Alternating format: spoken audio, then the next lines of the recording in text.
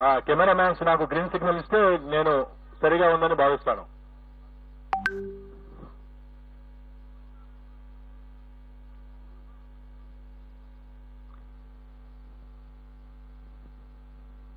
అలాగే ఇది మీడియా సమావేశం కాబట్టి నేను ఫలితాలను నా అంచనాలను ప్రకటిస్తున్న సమయంలో ఎవరైనా అరవడం కానివ్వండి, ఎటువంటివి కూడా పరిస్థితిలో కూడా ఇక్కడ అరవటం లాంటివి, చప్పట్లు కొట్టడం లాంటివి, ఈళ్ళు వేయటం లాంటివి దయచేసి చేయొద్దు. ఇది 100% మీడియా సమావేశం కాబట్టి ఆ విధంగా ఉన్నటువంటి వ్యక్తులు మాత్రమే లోపల ఉండండి, లేదా బయట మొబైల్ ఫోన్లలో కూడా చూడొచ్చు. అన్ని ఛానళ్లు లైవ్ ఇస్తున్నాయి కాబట్టి ప్రతి ఛానల్ కి సంబంధించినటువంటి మొబైల్ యాప్ లో అవి వస్తాయి.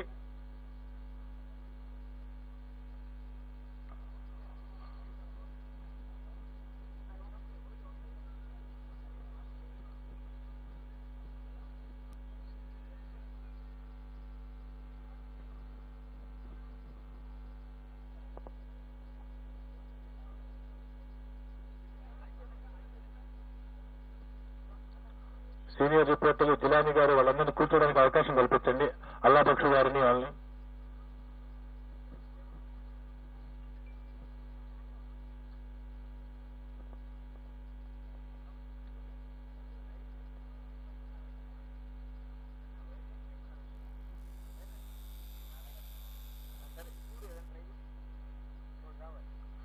ఆరున్నర నుండి 7 గంటల లోపు నా ఈ పత్రికా సమావేశాన్ని ముగిస్తాను. 7 గంటల నుండి 9 గంటల వరకు 4 ప్రముఖ ఛానళ్లతో ఇక్కడ నుండి నేను లైవ్ లో పాల్గొనవలసి ఉంది. కాబట్టి 9 తర్వాత హైదరాబాద్ నుండి వచ్చేసినటువంటి మీడియా మిత్రులకి వ్యక్తిగతంగా ఇంటర్వ్యూ ఇవ్వడం జరుగుతుంది. కాబట్టి 9 గంటల లోపు దయచేసి ఇక్కడ ఉన్నటువంటి పరిస్థితిని అర్థం చేసుకుంటారని ఆశిస్తున్నాను.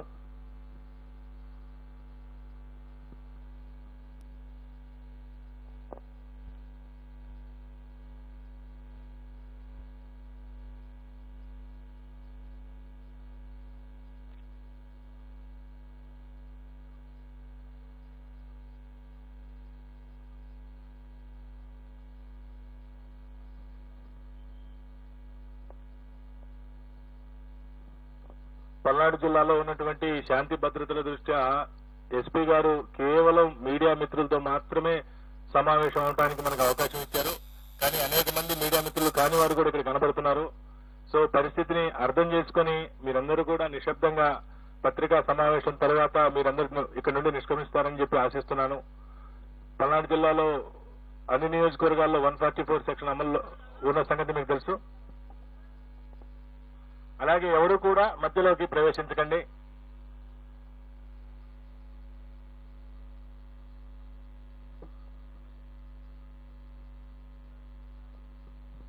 స్టార్ట్ చేస్తున్నాను.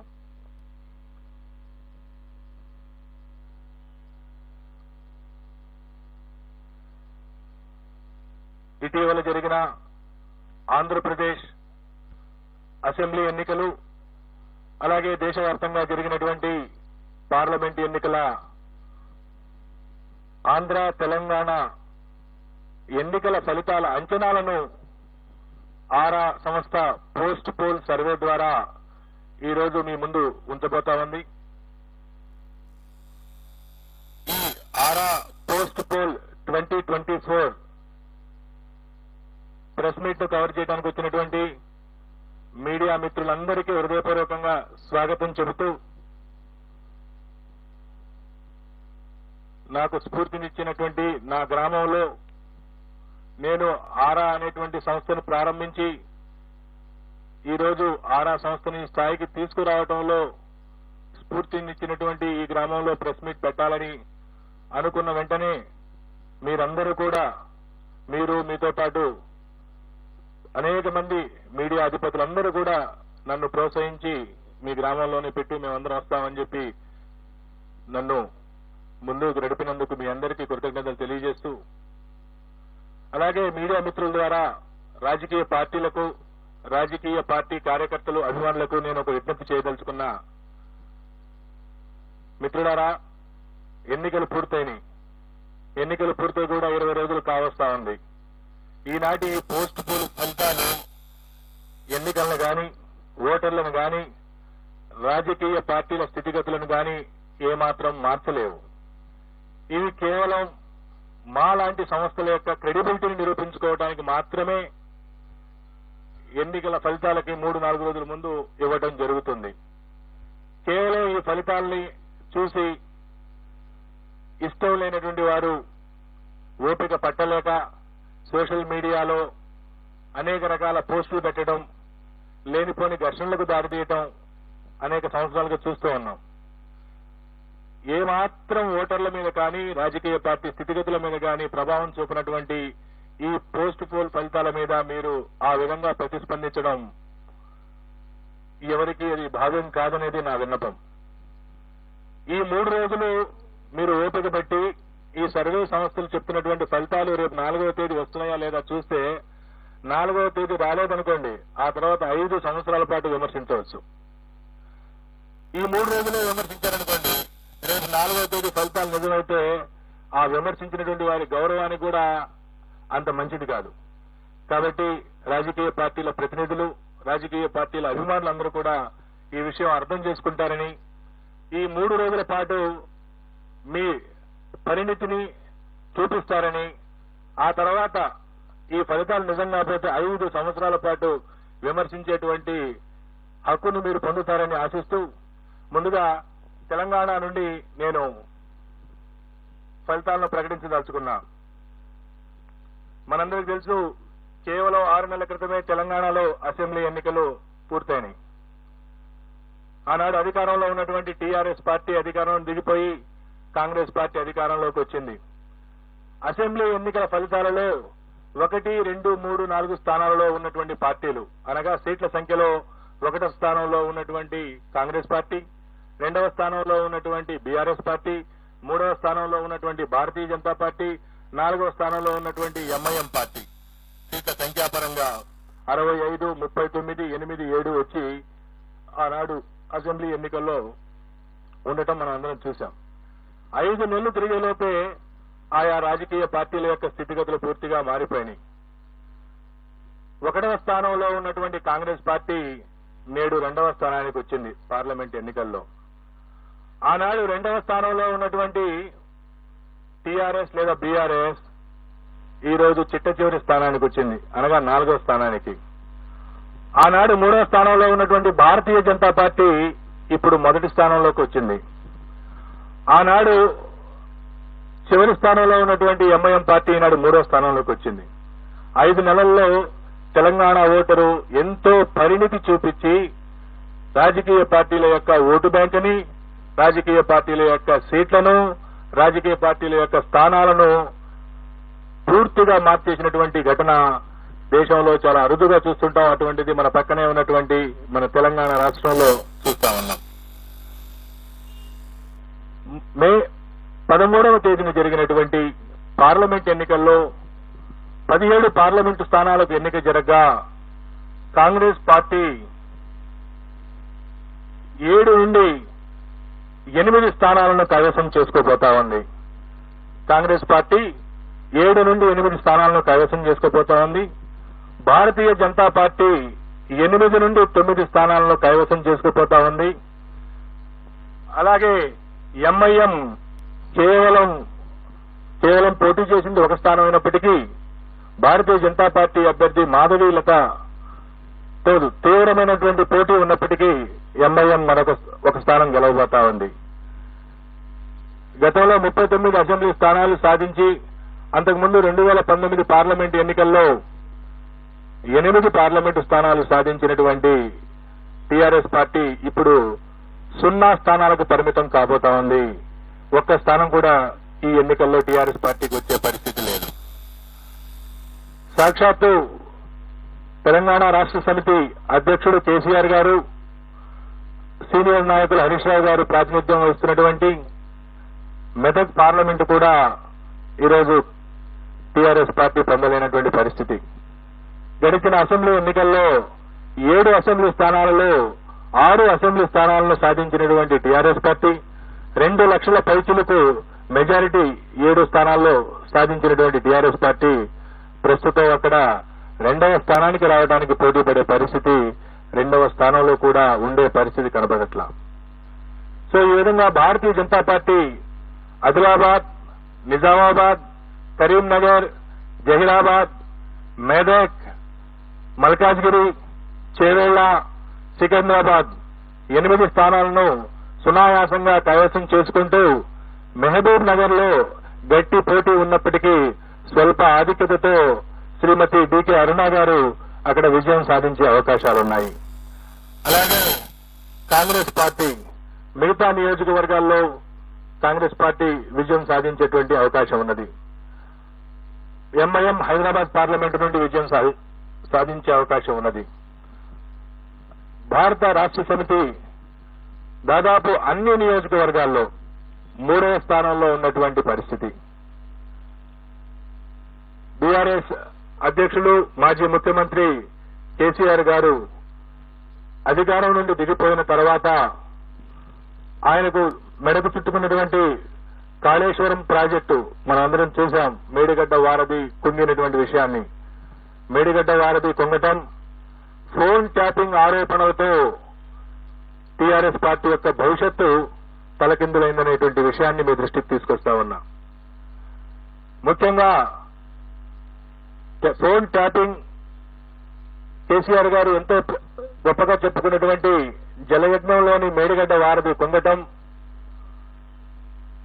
వరుసగా ఆ పార్టీ నుండి ఎన్నికల్లో ఓడినటువంటి 1-2 నెలల లోపలనే అనేక మంది ముఖ్య నాయకులు వీడిపోయటం తెలంగాణ రాష్ట్ర సమితికి తీవ్ర నిరాఘాతంగా పరిణమించింది. కొన్ని నియోజకవర్గాల్లో టీఆర్ఎస్ పార్టీ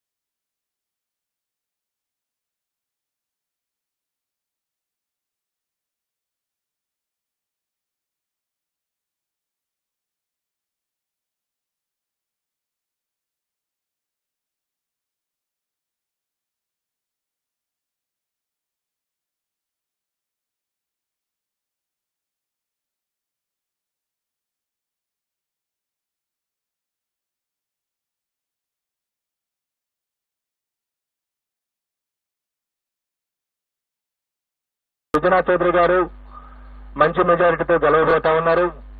కైకలూరు నుండి పోటీ చేసినటువంటి మాజీ మంత్రి శ్రీ కామినేని శ్రీనివాస్ గారు గెలవబోతా ఉన్నారు. అలాగే విశాఖపట్నం నార్త్ నుండి పోటీ చేసినటువంటి విష్ణుకుమార్ రాజు గారు కూడా గట్టి పోటీ ఎదుర్కొంటున్నారు. వారికి కూడా గెలిచేటువంటి అవకాశాలు ఉన్నవి. తర్వాత జనసేన 21 స్థానాలు పొందినటువంటి జనసేన 21 అసెంబ్లీ స్థానాలు, 2 పార్లమెంటు స్థానాల్లో వాళ్ళు పోటీ చేయడం జరిగింది. జనసేన 2 పార్లమెంటు స్థానాల్లో గెలవబోతా ఉంది. అలాగే అసెంబ్లీ స్థానాల్లో పిఠాపురం నుండి పోటీ చేసినటువంటి జనసేన పార్టీ వ్యవస్థాపక అధ్యక్షులు శ్రీ పవన్ కళ్యాణ్ గారు భారీ మెజార్టీతో గెలవబోతా ఉన్నారు. అలాగే ఆ పార్టీలో మరొక ముఖ్య నాయకుడైనటువంటి శ్రీ నాదెండ్ల మనోహర్ గారు గుంటూరు జిల్లా తెనాలి నుండి గెలవబోతా ఉన్నారు. తర్వాత తెలుగుదేశం పార్టీ విషయానికి వస్తే తెలుగుదేశం పార్టీ అధ్యక్షులు రాష్ట్ర మాజీ ముఖ్యమంత్రి నారా చంద్రబాబు నాయుడు గారు కుప్పం నియోజకవర్గం నుండి భారీ మెజార్టీతో గెలవబోతా ఉన్నారు. అలాగే వారి తనయుడు మాజీ మంత్రి శ్రీ నారా లోకేష్ మంగళగిరి నుండి గెలవబోతా ఉన్నారు. అలాగే శ్రీ నందమూరి బాలకృష్ణ గారు హిందూపురం నియోజకవర్గం నుండి మంచి మెజారిటీతో గెలవబోతా ఉన్నారు. ఈ విధంగా ప్రతిపక్ష పార్టీలకు సంబంధించి ముఖ్య నాయకుల విషయాన్ని చూసుకున్న తర్వాత ఆంధ్రప్రదేశ్ అధికారంలో ఉన్నటువంటి వైఎస్ఆర్ కాంగ్రెస్ పార్టీ యొక్క మంత్రివర్గంలో అనేక మంది మంత్రివర్గ సభ్యులు తీవ్రమైనటువంటి పోటీ ఎదుర్కొంటున్నారు. కొద్దిమంది ఓటమి చవిచూడబోతా ఉన్నారు. ఇందులో ముఖ్యంగా మనం ఆంధ్రప్రదేశ్ ముఖ్యమంత్రి శ్రీ వైఎస్ జగన్మోహన్ రెడ్డి గారు పులివెందుల అసెంబ్లీ నియోజకవర్గం నుండి భారీ మెజార్టీతో గెలవబోతా ఉన్నారు. అలాగే సిదిరి అప్పలరాజు గారు ప్రస్తుత మంత్రి పలాస నుండి ఓటమి చవిచూడబోతా ఉన్నారు. అలాగే ధర్మాన ప్రసాదరావు గారు శ్రీకాకుళం అసెంబ్లీ నియోజకవర్గం నుండి వారు గట్టి పోటీ ఎదుర్కోబోతున్నారు. నేను ఎక్కడైతే గట్టి పోటీ అని సంబోధిస్తానో అక్కడ మా మార్జిన్ ఆఫ్ ఎర్రర్ ఏదైతే ఉంటుందో +/- 3% లోబడి ఫలితం ఉండే అవకాశం ఉంటుంది. కాబట్టి +/- 3% ఉన్న దగ్గర నేను గట్టి పోటీ అని సంబోధించడం జరుగుతుంది. అలాగే పీడిక రాజన్న దొర సాలూరు అసెంబ్లీ నియోజకవర్గం నుండి గెలుపొందబోతా ఉన్నారు. అలాగే బొత్స సత్యనారాయణ గారు ప్రస్తుత మంత్రి మాజీ పిసిసి అధ్యక్షులు చీపురుపల్లి అసెంబ్లీ నియోజకవర్గం నుండి మంచి మెజారిటీతో గెలుపొందబోతా ఉన్నారు. అలాగే గుడివాడ అమర్నాథ్ గారు రాష్ట్ర ఐటీ శాఖ మంత్రులు గుడివాడ అమర్నాథ్ గారు గతంలో అనకాపల్లి నుండి ప్రాతినిధ్యం వహించారు. ప్రస్తుతం గాజువాక నుండి పోటీ చేస్తున్నారు. వారు ఓటమి చవిచూడబోతా ఉన్నారు. అలాగే పినిపే విశ్వరూప్ గారు వారు అమలాపురం శాసనసభ నుండి పోటీ చేస్తున్నారు. వారు గెలవబోతా ఉన్నారు. అలాగే కారుమూరి నాగేశ్వరరావు గారు వారు తణుకు నుండి ప్రాతినిధ్యం వహిస్తా ఉన్నారు. వారు రాష్ట్ర మంత్రి. వారు ఓటమి చవిచూడబోతా ఉన్నారు. అలాగే చెల్లిపోయిన వేణుగోపాల్ గారు రాజమండ్రి రూరల్ నుండి ప్రాతినిధ్యం వహిస్తా ఉన్నారు. మంత్రి. వారు కూడా ఓటమి చవిచూడబోతా ఉన్నారు. దాడిశెట్టి రాజా వారు తుని అసెంబ్లీ నియోజకవర్గం నుండి ప్రాతినిధ్యం వహిస్తా ఉన్నారు. వారు గెలవబోతా ఉన్నారు. అలాగే కొట్టు సత్యనారాయణ రాష్ట్ర దేవాదాయ ధర్మాదాయ శాఖ మంత్రులు వారు తాడేపల్లిగూడెం నుండి వారు పోటీ చేసి ఉన్నారు. వారు ఓటమి చవిచూడబోతా ఉన్నారు. అలాగే శ్రీమతి తానేటి వనిత ప్రస్తుత ఆంధ్రప్రదేశ్ యొక్క హోంశాఖ మంత్రులు వారు గోపాలపురం నుండి గెలవబోతా ఉన్నారు స్వల్ప ఆధిక్యతతో. అలాగే జోగి రమేష్ గారు ప్రస్తుత రాష్ట్ర మంత్రి. వారు పెనమలూరు నియోజకవర్గం నుండి గతంలో పెడన నియోజకవర్గం నుండి శాసనసభ్యులుగా ఉన్నారు. ఈ ఎన్నికల కోసం పెనమలూరు నుండి పోటీ చేశారు. వారు గట్టి పోటీ ఎదుర్కొనబోతా ఉన్నారు. అలాగే అంబటి రాంబాబు గారు గుంటూరు జిల్లా ఇప్పటి పల్నాడు జిల్లా సత్తెనపల్లి నియోజకవర్గం నుండి ప్రాతినిధ్యం వహిస్తున్నారు. రాష్ట్ర జలవనరుల శాఖ మంత్రులు. వారు గట్టి పోటీ ఎదుర్కొనబోతా ఉన్నారు. అలాగే శ్రీమతి విడుదల రజని గతంలో చిలకలూరుపేట నియోజకవర్గం నుండి ప్రాతినిధ్యం వహించారు. ప్రస్తుతం గుంటూరు పశ్చిమ నియోజకవర్గం నుండి పోటీ చేస్తున్నారు. వారు గట్టి పోటీ ఎదుర్కొంటున్నారు. స్వల్ప తేడాతో ఓటమి చవిచూసే అవకాశం ఉంది. శ్రీ మేరుగ నాగార్జున గారు గతంలో గుంటూరు జిల్లా వేమూరు నియోజకవర్గం నుండి ప్రాతినిధ్యం వహించారు. ప్రస్తుతం ప్రకాశం జిల్లా సంతనూతలపాడు నుండి పోటీ చేస్తున్నారు. వారు గట్టి పోటీ ఎదుర్కొంటున్నారు. వారు స్వల్ప ఆధిక్యతతో గెలిచేటువంటి అవకాశం ఉంది. అలాగే ఆదిమూలపు సురేష్ గారు గతంలో విద్యాశాఖ మంత్రిగా పట్టణాభివృద్ధి శాఖ మంత్రిగా పనిచేస్తున్నారు. వారు ప్రస్తుతం కొండేపి అనేటువంటి నియోజకవర్గం నుండి పోటీ చేస్తున్నారు. వారు స్వల్ప ఓట్ల తేడాతో ఓటమి చవిచూసే అవకాశం ఉంది.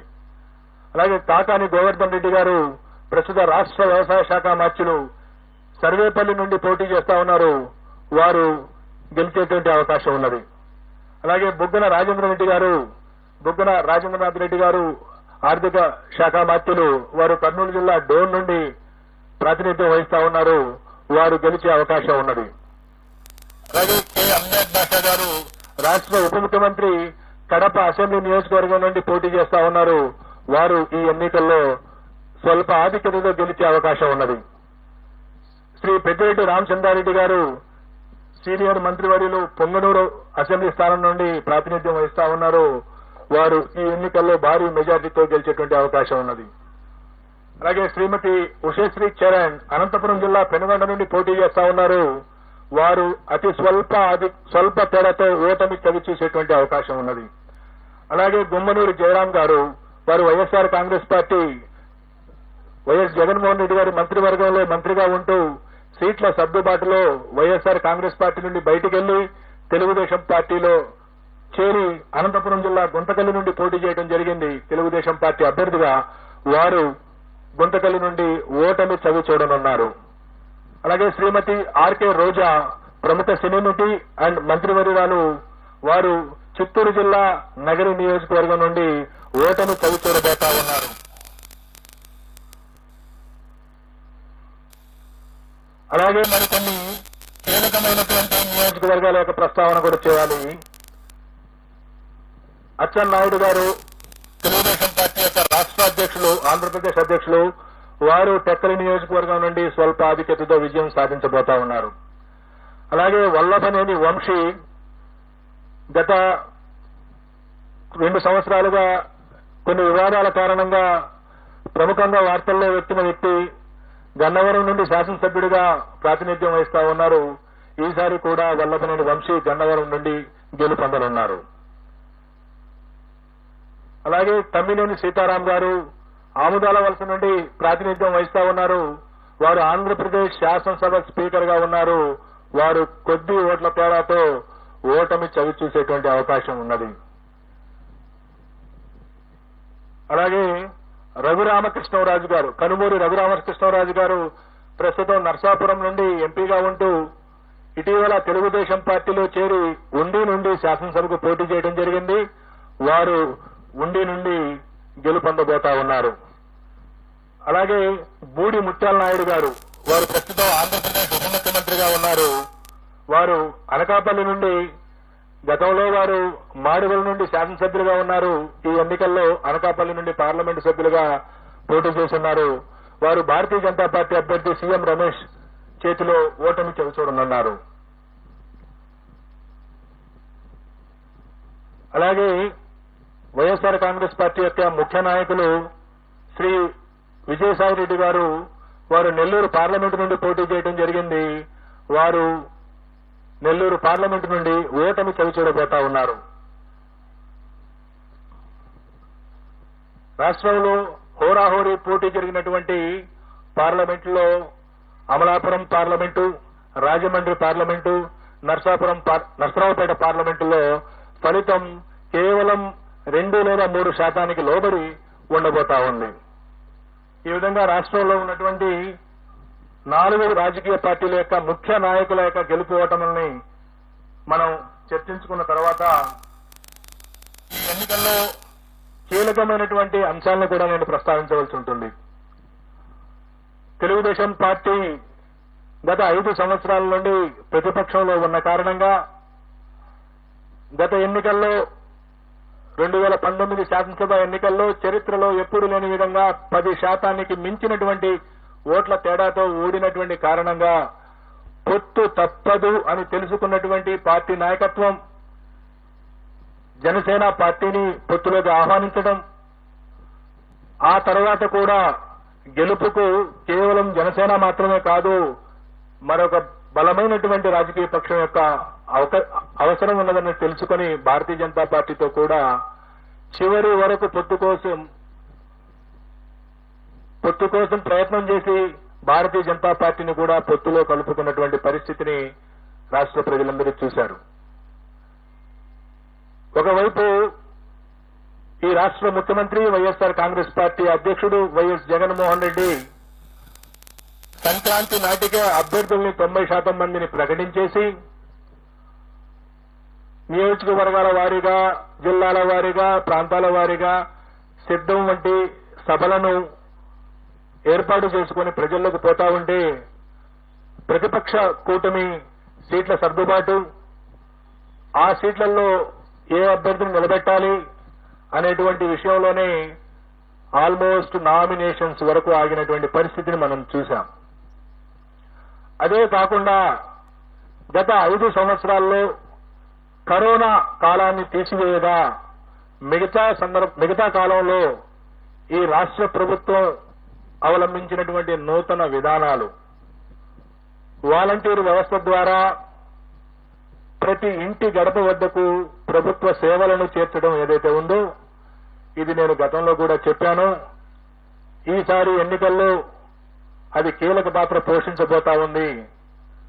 71% మంది గ్రామీణ ప్రజానీకం ఉన్నటువంటి ఆంధ్రప్రదేశ్లో ఏ గ్రామంలోనైనా సరే ప్రభుత్వం ద్వారా ఏదైనా పథకం లబ్ధి పొందాలన్నా, ప్రభుత్వానికి సంబంధించినటువంటి ఏదైనా సంక్షేమ అభివృద్ధి కార్యక్రమం పొందాలన్నా ఆ గ్రామ స్థాయి నాయకుడి దగ్గరకో, మండల స్థాయి నాయకుడి దగ్గరకో వెళ్లాల్సినటువంటి పరిస్థితి. ఈ వాలంటీర్ వ్యవస్థ ద్వారా ఆ పరిస్థితి నుండి మార్పు తీసుకొచ్చినటువంటి వైరాన్ని ఈ రాష్ట్ర ప్రజలు అభినందించారు.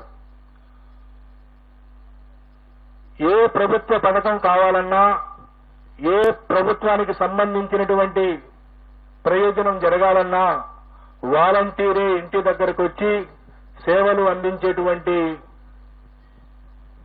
ఒక వినూత్న కార్యక్రమం ఈ రాష్ట్ర ప్రజల్లో ఆత్మగౌరవం పెంచింది అనడానికి ఏమాత్రం సందేహం లేదు. దానితో పాటు గతంలో ఉన్న 31 లక్షల పెన్షన్దారులను 64 లక్షలకు పెంచడం, గత ప్రభుత్వం కేవలం చివరి 2 నెలల్లో ఇచ్చినటువంటి 2,000 రూపాయలతో పోల్చుకుంటే ఈ 5 సంవత్సరాల పాటు 2,000 రూపాయల నుండి 3,000 రూపాయలకు పెన్షన్ ఇవ్వటం, దీంతో పాటు గ్రామ సచివాలయ వ్యవస్థ ద్వారా అనేక రకాల ప్రభుత్వ ప్రయోజనాలను మన గ్రామం వద్దకే తీసుకొచ్చారనేటువంటి భావన గ్రామీణ ప్రాంత ప్రజల్లో పెరగటం, వీటన్నిటికి మించి ప్రతి 2 నెలలకు 3 నెలలకు మహిళల ఖాతాల్లో ప్రభుత్వం జమ చేస్తున్నటువంటి వేలాది రూపాయలు గ్రామీణ ఆర్థిక వ్యవస్థ విషయంలో గ్రామీణ ప్రజానీకం ఆర్థికంగా వారికి వెసులుబాటు కల్పించే విషయంలో ఈ ప్రభుత్వం విజయం సాధించింది. ఈ ప్రభుత్వానికి సుమారుగా 56% మంది మహిళలు తిరిగి ఎన్నుకోవడానికి మొన్న ఓటు వేశారు. ఈ రాష్ట్రంలో ఉన్నటువంటి అన్ని వర్గాల మహిళల్లో ఎస్సీ, ఎస్టీ, బీసీ, మైనార్టీలు అనేది కాదు, ఓవరాల్ గా మహిళల్ని శాంపిల్ గా తీసుకుంటే 56% మంది మహిళలు ఈ పార్టీకి, వైఎస్ఆర్ కాంగ్రెస్ పార్టీకి ఓటు వేసినటువంటి పరిస్థితి. కేవలం 42% మంది మాత్రమే తెలుగుదేశం పార్టీ కూటమికి మహిళల్లో ఓటు పడింది. అలాగే పురుషుల్లో ఎన్డీఏ కూటమి ఆధిక్యత సాధించింది. సుమారుగా మహిళల్లో 13 నుండి 14% వైఎస్ఆర్ కాంగ్రెస్ పార్టీ ఆధిక్యత సాధిస్తే పురుషుల్లో వైఎస్ఆర్ కాంగ్రెస్ పార్టీ కేవలం 45.35% పరిమితమైంది. తెలుగుదేశం కూటమి 51.56%, అంటే సుమారుగా 6% మగవాళ్లలో తెలుగుదేశం పార్టీకి ఓట్లు ఎక్కువ పడటం మనం చూశాం.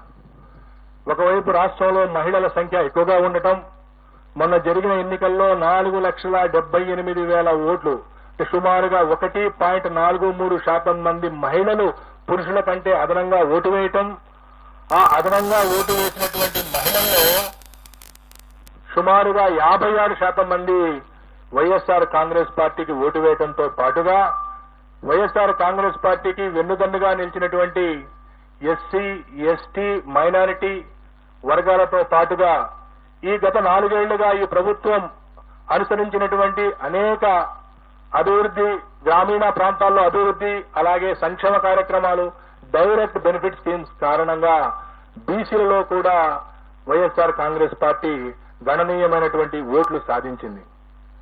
ఈ విధంగా తనకున్నటువంటి ఓటు బ్యాంకును కాపాడుకుంటూ కొత్తగా బీసీలలో ఓటు బ్యాంకుని చేర్చడం ద్వారా, మహిళల్లో తన ఓటు బ్యాంకును పెంచుకోవడం ద్వారా వైఎస్ఆర్ కాంగ్రెస్ పార్టీ ఈ రోజు తిరిగి రాష్ట్రంలో మరొకసారి అధికారంలోకి రాబోతా ఉంది. వైఎస్ఆర్ కాంగ్రెస్ పార్టీ ఆంధ్రప్రదేశ్ లో మే 13వ తేదీన జరిగినటువంటి ఎన్నికల్లో 49.41% ఓట్లను సాధించి 94 నుండి 104 అసెంబ్లీ స్థానాల్లో గెలవబోతా ఉంది. అలాగే తెలుగుదేశం పార్టీ కూటమి 47.55% ఓట్లను సాధించి కేవలం 71 నుండి 81 స్థానాలకు పరిమితం కాబోతా ఉంది. ఇతర పార్టీలు, ఇండిపెండెంట్ అభ్యర్థులు 3.04% ఓట్లకు పరిమితం కాబోతా ఉన్నాయి. సుమారుగా 2% ఓట్ల ఆధిక్యతతో తెలుగుదేశం పార్టీ కూటమి కంటే సుమారుగా 20-25 స్థానాల్లో వైఎస్ఆర్ కాంగ్రెస్ పార్టీ ఆధిక్యత సాధించి మరొకసారి ప్రభుత్వాన్ని ఏర్పాటు చేయబోతా ఉంది. అలాగే పార్లమెంటు విషయానికొస్తే ఆంధ్రప్రదేశ్ లో ఉన్నటువంటి 25 పార్లమెంటు స్థానాల్లో 48.29% ఓట్లను సాధించి వైఎస్ఆర్ కాంగ్రెస్ పార్టీ 13 నుండి 15 పార్లమెంటు స్థానాలను గెలవబోతా ఉంది. అలాగే తెలుగుదేశం కూటమి 47.68 ఓట్ల శాతాన్ని సాధించి 10 నుండి 12 పార్లమెంటు స్థానాల్ని గెలవనున్నది. 4.03% ఓట్లు కాంగ్రెస్ పార్టీ మరియు ఇతర పార్టీలకు లభించినాయి. ఏ పార్టీకి కూడా ఇంకా వేరే పార్టీలకు సీట్లు లభించేటువంటి అవకాశం లేదు. కడప పార్లమెంటు నుండి పోటీ చేసినటువంటి శ్రీమతి షర్మిల గారు అక్కడ గణనీయమైనటువంటి ఓట్లు పొందుతున్నప్పటికీ అక్కడ గెలిచే పరిస్థితి లేదు. వారికి అక్కడ డిపాజిట్ కూడా దక్కేటువంటి పరిస్థితి లేదు. ఆవిడ సుమారు 12% ఓట్లకి పరిమితం కాబోతా ఉన్నది. ఈ విధంగా కాంగ్రెస్ పార్టీ సుమారుగా 3% ఓట్లు పార్లమెంటు స్థానాల్లో చీల్చిన కారణంగా వైఎస్ఆర్ కాంగ్రెస్ పార్టీ గెలవలసినటువంటి మరో 3 స్థానాల్ని కోల్పోబోతా ఉంది. అయినప్పటికీ ఎన్డీఏ కూటమి కంటే కూడా 2-3 పార్లమెంటు స్థానాలను అధికంగా సాధించబోతా ఉంది.